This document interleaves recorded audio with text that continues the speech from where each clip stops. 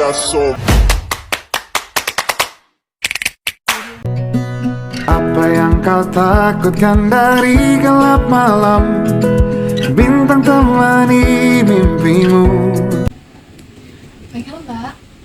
Oh, ini Mbak Ais ya? Iya. Gimana tadi perjalanan ke sini lancar? Alhamdulillah. Iya. Ya, silakan boleh diceritain. Jadi tuh belakangan ini saya ngerasa mood saya tuh suka naik turun gitu loh. Oke, naik turun. Kayak kalau siang, sore tuh masih oke. Cuman kalau malam kayak langsung down gitu. Tapi gak ada apa-apa. Nggak ada apa-apa. Iya. Saya boleh tanya dulu. Sebenarnya mungkin mood itu Mbak ada karena melihat sesuatu atau mungkin mendengar sesuatu gitu? Nah, itu bilang sih karena saya suka denger lagu musik gitu deh. Oh, jadi moodnya itu tergantung dengan musik yang didengarkan gitu ya? Iya. Iya. Jadi gini Mbak, dalam psikologi juga dijelaskan bahwasanya apa yang kita lihat dan dengar itu juga pasti mempengaruhi alam bawah sadar kita. Jadi tanpa sadar itu pasti juga mempengaruhi mood Mbak. Nah, nanti mungkin pertemuan selanjutnya akan dijadwalkan lebih lanjut. Nantinya kalau Mbak mungkin masih mengalami perubahan suasana mood itu, kita diskusikan lagi di pertemuan selanjutnya gitu Mbak. Tapi kalau misalnya Mbak ada rekomendasi di kota saya gak? Karena saya cuman sebentar di sini. Oh gitu. Cuman ini lagi main aja di daerah sini. Oh gitu. Bentar.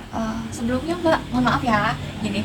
Tapi saya tuh mau bilang gitu kalau mungkin kalau untuk rekomendasi saya sendiri nggak bisa merekomendasiin karena saya merasa bahwa Mbak pilihan terbaik ya datang ke saya gitu Mbak, karena Mbak bisa lihat sendiri dengan sertifikat yang udah saya miliki yang tertera di sini, belum lagi penghargaan.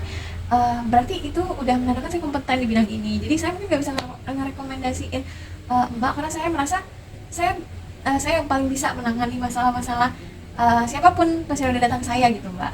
Gitu. Makasih ya. Iya. Ya, halo Mbak. Halo. Ya, ini dengan Mbak Rahel ya? Iya, benar. Gimana tadi perjalanan ke sini lancar? Alhamdulillah lancar aja sih Mbak. Lancar. Di sini datang sendiri atau diantar?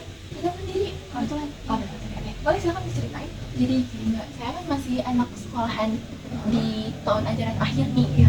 Karena tahun ajaran akhir nih, jadi buat tugas tuh banyak banget dikasih tugas, banyak kegiatan praktek gitu Mbak. Oke. Jadi akhirnya membuat saya tertekan banget yang sampai saya tuh males gitu. Akhirnya saya bolos, sering bolos. Nah, kalau menurut Mbak, itu penanganannya gimana ya? Oke. Jadi mungkin kalau dari saya sendiri nantinya kita bakalan ada assessment mengenai mungkin Mbak mengalami stres juga, mungkin Mbak ada mengalami ya dari tertekan tadi kan ya Mbak ya. Iya. Jadi itu sebenarnya wajar gitu Mbak. Jadi nantinya kita akan buatkan jadwal untuk konseling selanjutnya gitu. Nanti Mbak bisa datang lagi kita dalam lanjut gitu masalah Mbaknya. Tapi kalau saya nggak salah, Mbak ini di bagian psikologis buat anak ya. Kalau saya kan udah remaja nih, kira-kira ada rekomendasi nggak gitu psikolog lain gitu buat saya? Oke.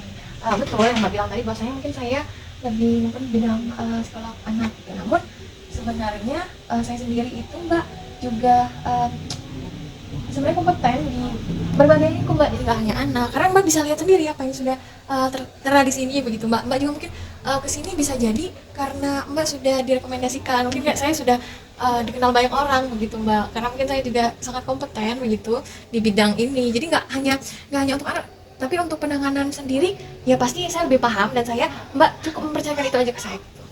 Iya. Ya udah kalau gitu Mbak. Ya, makasih. Baik teman-teman sekalian, setelah melihat cuplikan video sebelumnya mengenai materi dari iklan yang berlebihan yang merupakan salah satu pasal dari dalam buku Kode Etik Psikologi.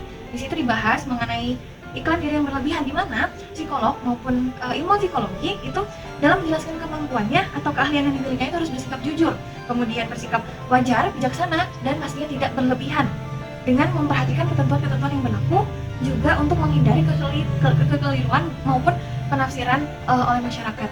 Karena pada cuplikan sebelum tadi itu memperlihatkan bahwasanya seorang psikolog ataupun ilmuwan psikologi itu menjelaskan mengenai keahliannya secara berlebihan, mengenai kemampuannya, sehingga hal tersebut masuk ke dalam pelanggaran kode etik psikologi pada pasal 32 mengenai iklan diri yang berlebihan. Mungkin itu yang dapat saya sampaikan.